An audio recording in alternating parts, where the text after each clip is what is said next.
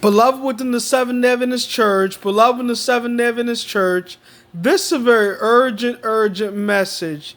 A very urgent message called His Watchmen Are Blind. His Watchmen Are Blind. It's taken from Isaiah chapter 56, verse 9 and 10. All you beasts of the field, in verse 11, come to devour, yea, beasts in the forest. His watchmen are blind. They're all ignorant. They are all dumb dogs. They cannot bark, sleeping, lying down, loving to slumber. Yea, they are greedy dogs which can never have enough. And they are shepherds that cannot understand. They all look to their own way, everyone for his gain. On his quarter.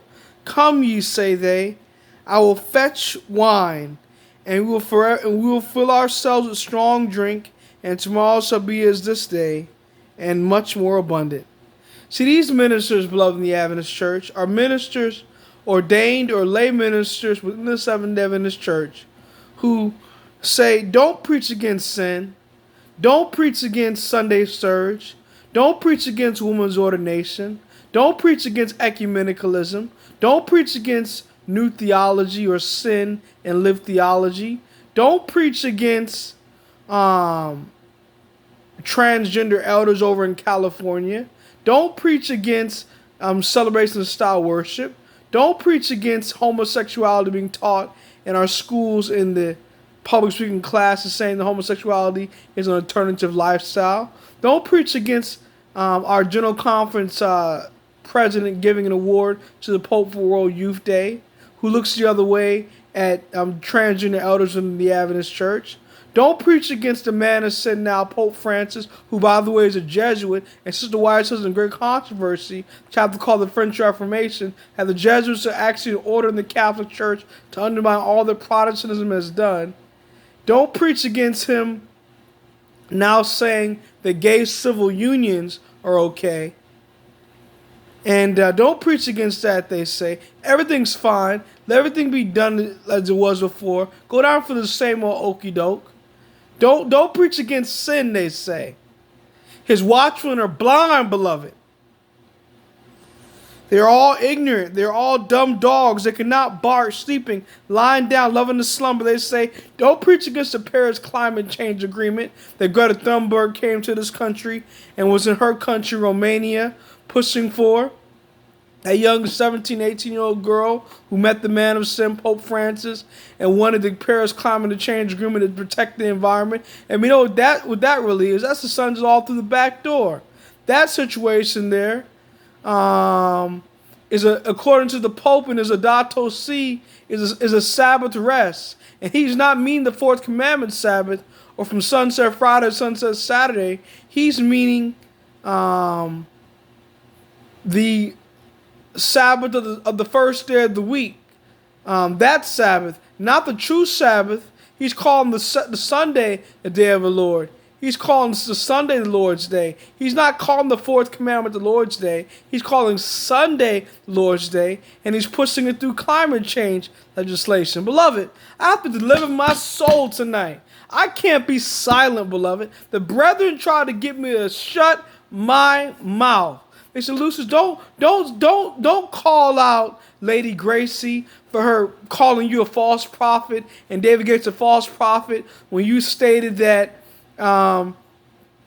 that just like 80-67, when the Roman army surrounded Jerusalem and came back in 80-70 to ransack the city, that is just like in our time when they came originally in spring 2020, and they're going to come in the fall to continue ransacking these cities in America and other countries and starting martial law and in a fascist military state, giving pokes of jabs to people for the COVID-19 injection. Don't tell them that was all the climate change agreement and the common good that the man of sin has cooked up with the evangelicals. Don't tell them that these conference presidents tell me. All you're going to do is like adding gasoline to the fire. Well, I'm telling you, Lady Grace, you're wrong.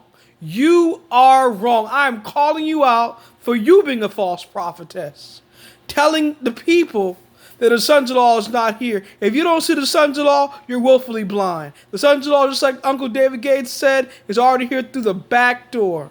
If you don't see that. Just like the young man said in David Gates' message, even at the door, he stated clearly, like the priest were telling him, young man, you're very observant. You're very observant to see that the climate laws are the sons-in-law through the back door. The sons-in-law is here, beloved.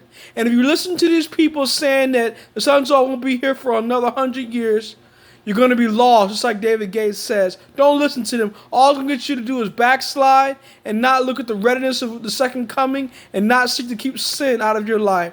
Don't trust in man, beloved. Man cannot save you. Only God can save you, beloved. Only Jesus Christ can save you. All to Jesus I surrender. All to him I freely give. All to him I ever love him. He ever loves and freely gives. Beloved, don't listen to these false naysayers who, like in the book of Peter, are saying all things have continued as just before, and Christ is not soon to come. The doubters and the cloud of witnesses. Now, beloved, within the Adventist Church, listen to the Bible.